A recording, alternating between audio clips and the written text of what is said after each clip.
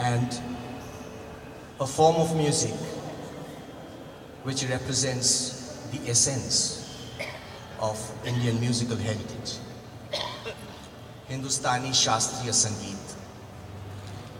Ladies and gentlemen, I feel humbled and honored to have this opportunity to interact with you this evening. On behalf of all of us, I extend my heartfelt gratitude to Mr. Jayanto Sengupta, Director, Indian Museum, Kolkata, and all his associates for this wonderful concept of hosting Indian classical music on the 102nd Foundation Day of the museum.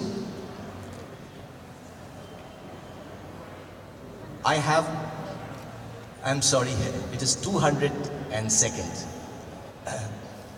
In fact, I was here for the 189th Foundation Day, so I'm very happy to be back 13 years later.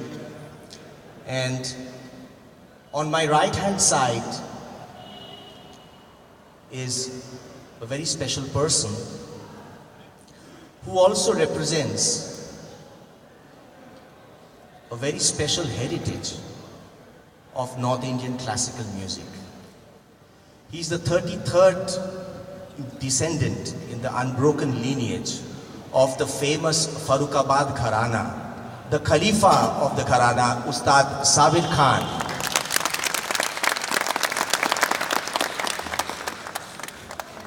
We are, all of us, used to watching his presence on stage with the legends of Indian classical music.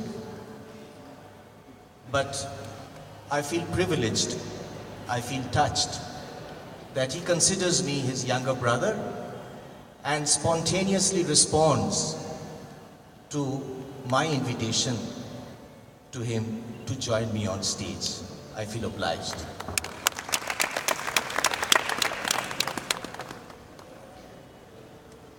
Now, I guess you realize why I was formally introduced and Khan Sahib was not. He, literally speaking, needs no introduction in Hindustani music. First of all, I think it's just not mere coincidence that this evening's concert also coincides with the inauguration of an exhibition on Buddhist art. A very superficial student of Indian history, like myself, realizes that Lord Buddha is an icon in the Indian consciousness, symbolizing peace and ahimsa, non-violence. He arrived at his philosophy through a rigorous process of meditation, which actually elevated him from Siddhartha to Buddha.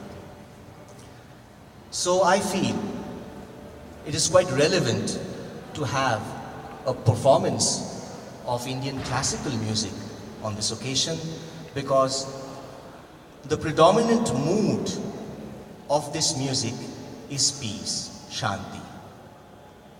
We have ragas for different time of the day and expressing different moods and rasas, but all the ragas have an overall mood, an overwhelming mood of peace, tranquility, serenity.